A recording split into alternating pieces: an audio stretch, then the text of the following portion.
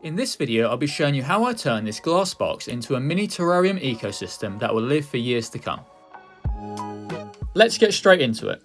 I'll be using this nano glass tank which I made myself out of picture frame glass. I'm going to start by making the drainage layer. Also known as a false bottom, this is a layer of rocks or stones that sit at the bottom of a terrarium and provide a place for excess water to sit.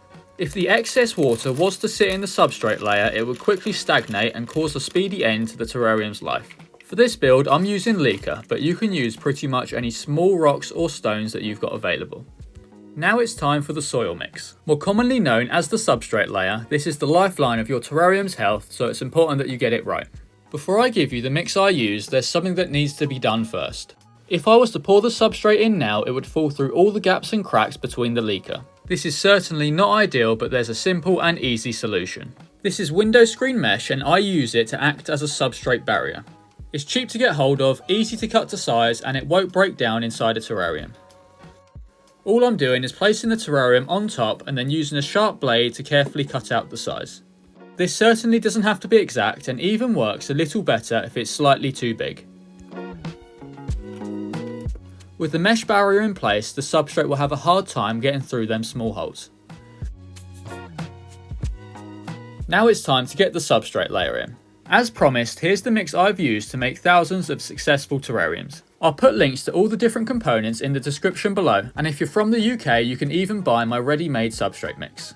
After gently patting it down into place, it's time to start on the hardscape. The main piece I'll be using is this driftwood.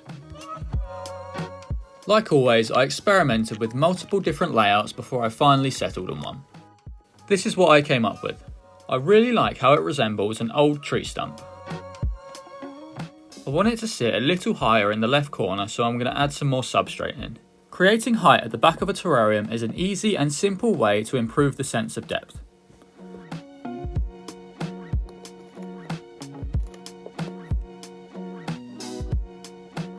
Now I'm going to use some substrate to build up some more height behind the wood. This will allow me to have plants sitting higher up behind the driftwood. It ended up being much easier just to pull out the driftwood and pour the substrate in. Now I'm going to add in a few stones to add a little more detail and interest to the hardscape. These are cereal stones and I think their grey colour will be a nice contrast to the brown driftwood. I only ended up placing a few as I want the main focus to be on the driftwood. Here's the final hardscape. I think it will look great once there's some moss and plants inside. Talking about moss, here's what I'll be using for this build. This is cushion moss. It's one of my favourite mosses to use as it's very easy to grow and requires very little maintenance. I'm going to cover pretty much all the substrate in moss. I'm going to start by tearing the moss up into more manageable chunks and then trimming off the base. Cutting this part off won't hurt the moss at all, but it will allow it to sit much closer to the substrate, which will result in a better looking terrarium.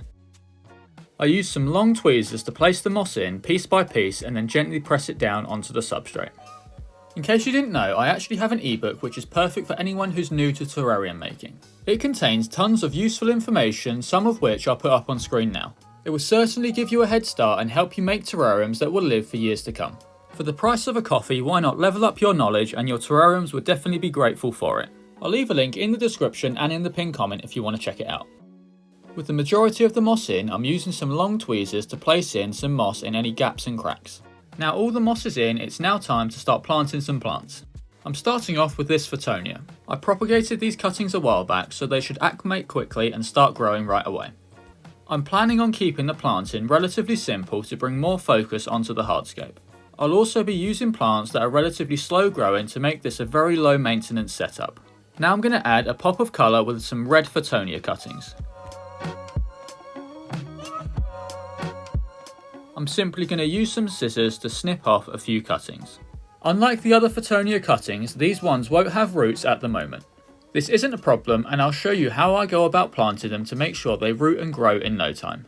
I'll plant their stem into the moss up to the first set of leaves. The high humidity of the terrarium provides perfect conditions and ensures that the plant won't dry out, which is perfect.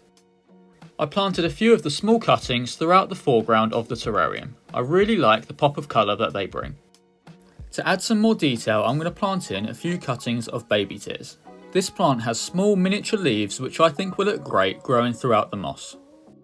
I've also got this small cutting of Ficus quercifolia which I'm going to plant growing up the driftwood. As this cutting is so small, it will take a little bit of time for it to get established. This terrarium would definitely not be complete without some springtails. These are tiny little bugs that will work 24/7 to keep the terrarium clean and healthy.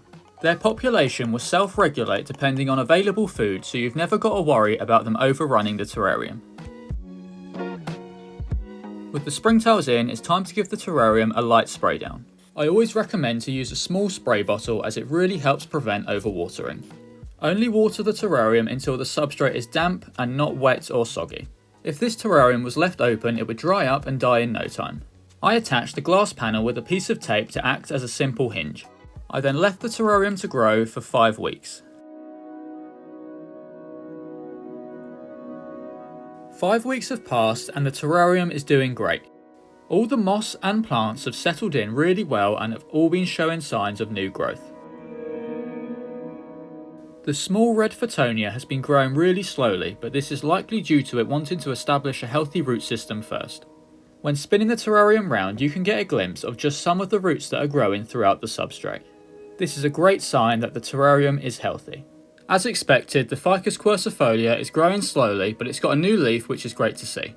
As you may have noticed, there's a healthy population of springtails throughout the terrarium. They've been working hard to keep it clean and mould free. I ended up attaching the lid with a small bead of silicone instead of tape. I think it's much cleaner and definitely a small upgrade. Let me know in the comments if you like how the terrarium turned out, and thank you for watching. Why not check out this video, as I think you might enjoy it too.